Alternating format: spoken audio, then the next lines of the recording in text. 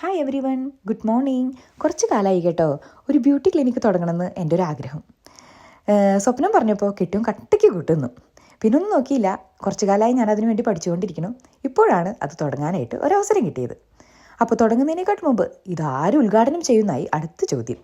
കെട്ടിയോൻ പറയാം, നമുക്ക് തന്നെ ചെയ്യാം, നമ്മളങ്ങനെ ഒന്നും ഉദ്ഘാടനമൊന്നും ചെയ്തിട്ടില്ലല്ലോ, നമ്മളാരും ഉദ്ഘാടനം ചെയ്യാൻ വിളിക്കൂല്ല. ഇത് കേട്ടപ്പോൾ എനിക്ക് ചിരി വന്നു കേട്ടോ.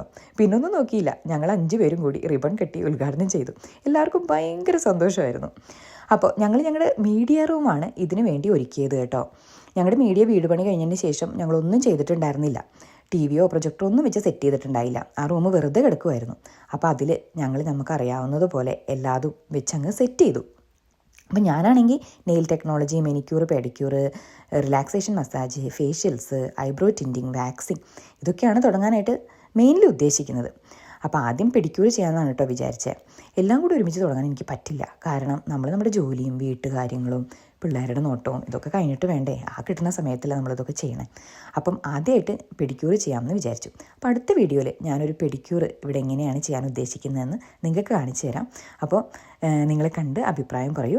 So stay tuned. ആരും വീഡിയോ കാണാൻ മറക്കരുത്.